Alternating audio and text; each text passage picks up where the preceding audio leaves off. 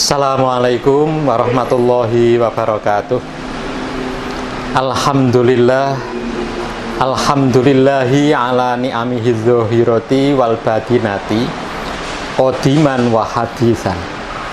Wassalatu wassalamu ala nabiyyihi wa rasulihi Muhammadin wa alihi wa sahbihi alladzina saru fi nusrati dinihi sayron hafitan wa ala adbaihim alladzina warathu ilmahum wal ulama'u warasatul anbiya akrim bihim warisan wa maurusan amma ba'd.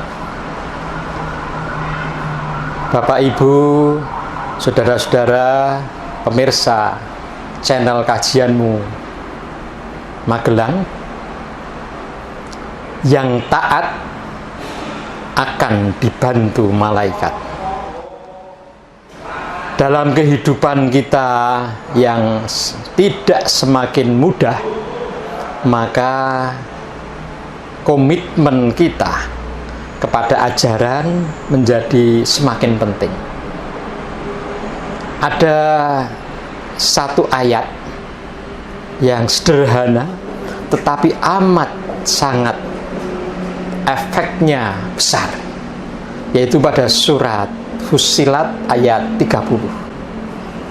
Di situ Allah memberikan penegasan bahwa orang-orang yang istiqomah pada tauhid, yaitu hanya bertuhankan Allah, yang bersangkutan ini akan selalu dikuati oleh malaikat yang datang tidak hanya sekali tapi terus berulang-ulang dalam kehidupan yang bagaimanapun beratnya. Ya, Allah berfirman di ayat itu, a'udzubillahi minasyaitonirrajim, bismillahirrahmanirrahim. Innalladzina qalu rabbunallahu tsumastaqamu tatanazzalu alaihimul malaikah alla takhafu wa la tahzanu wa abshiru bil jannatil lati kuntum tu'adun. Ayat ini menegaskan sesungguhnya orang-orang yang menyatakan Allah Tuhanku, Tuhan kami, kemudian yang bersangkutan beristiqomah selalu menjaga kalimah yang dia katakan itu secara penuh, secara total dalam dirinya, termasuk dalam keyakinannya, yang bersangkutan semacam itu oleh Allah Subhanahu wa ta'ala dijanjikan tatanazzalu, akan diturunkan dan berulang-ulang alaihim, kepada orang-orang yang istiqomah ini, al malaikah, malaikat, makhluk Allah yang kita tidak bisa melihat tapi membersamai manusia yang istiqomah itu dari waktu ke waktu dengan berbagai persoalan yang ada, hingga terus yang bersangkutan taat dan akan dibantu oleh malaikat untuk tetap dalam keadaan istiqomah. Nah,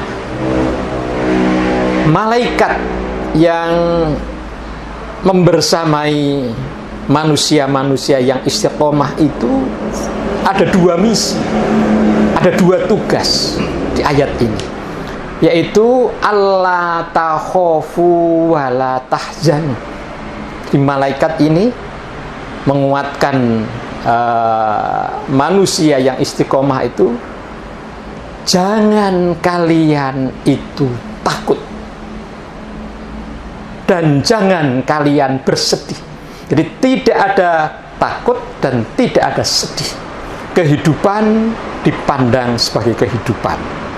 Bukan kalau ketakutan itu kan biasanya orang-orang menjalani kehidupan tidak seperti apa yang ada. Atau orang yang sedih, itu biasanya lebih-lebih sedih yang kemudian terlantuk-lantuk dalam kesedihan. Orang yang bersangkutan itu ya tidak bisa menjalani kehidupan sesuai dengan realitas yang ada. Nah, malaikat itu meniadakan rasa takut, meniadakan rasa sedih dari orang itu, meluruskan diri betul.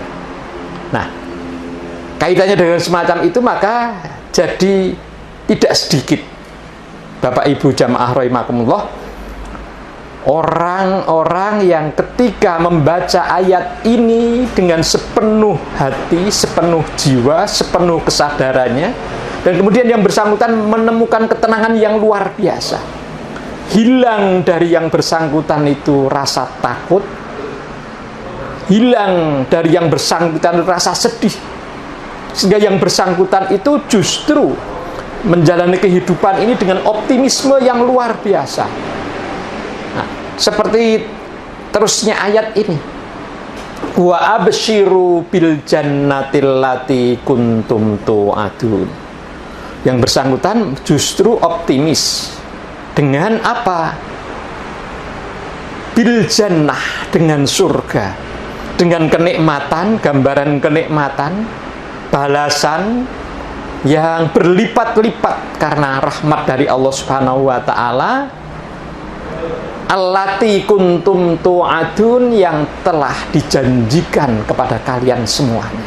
Jadi orang-orang ini selalu dalam keadaan semeleh terhadap kenyataan, tapi yang bersangkutan selalu optimis menjalani kehidupan. Ayat ini dan 7 ayat berikutnya itu bahkan ada pejabat yang sering membaca ayat ini dengan sepenuh jiwa ketika yang bersangkutan dalam keadaan mungkin khawatir betul terhadap hidupnya, karena yang bersangkutan itu dalam keadaan sering, yang pertama itu yang bersangkutan karena posisi jabatannya itu sering disuap. Yang bersangkutan sementara tidak mau sama sekali. Tapi kalau orang yang bersangkutan itu sering disuap karena ya dia punya kewenangan, kemudian orang yang menyuap itu tidak bisa, termasuk keluarganya, termasuk istrinya, termasuk anaknya, dan semuanya tidak mau, maka kemudian yang dilakukan adalah mengancam orang itu. Sehingga berulang-ulang yang bersangkutan itu tiba-tiba diancam, tiba-tiba akan dibunuh, dan berulang-ulang semacam itu. Meskipun ya pihak keamanan, baik itu kepolisian maupun militer, itu menyatakan diri kepada pejabat itu, apabila memerlukan kami siap untuk mengamankan Bapak.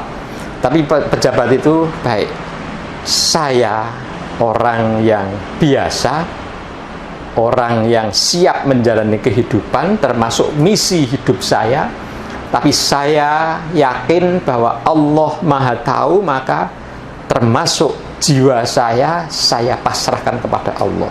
Dan ketika membaca ayat ini, yang bersangkutan itu merasa diri, bismillah, saya harus siap menjalani dan memerankan sesuai dengan misi yang dia bawa. Yaitu apa pada waktu itu ya? Yang bersangkutan membawa orang-orang yang memang melakukan korupsi untuk dibawa ke pengadilan. Yang bersangkutan semacam itu. Dan ini yang dibaca. Quran surat Fussilat ayat 30 sampai ayat 38. Dan itu bagus sekali. Bapak Ibu jamaah rahimakumullah, ada apabila Bapak Ibu merasa mungkin rasa tidak nyaman dan lain-lain, mungkin merasa terancam, mungkin merasa kesendirian, amat sangat sedih, 2 kata itu, jangan takut dan jangan bersedih. 2 kata itu memungkinkan kita kuati dengan ayat-ayat Al-Quran ini, dan itu kita aplikasikan dalam kehidupan kita, sekaligus akan menjadi jalan hidup kita. Menjalani kehidupan itu harus dengan semeleh, bersandar kepada Allah, tapi kita tetap melakukan ketaatan, malaikat akan membersamai kita. Demikian yang bisa kami sampaikan pada kesempatan kali ini. Kurang lebihnya mohon maaf. Billahi taufik wal hidayah. Nasrun minallah wa fathun qarib. Wassalamualaikum warahmatullahi wabarakatuh.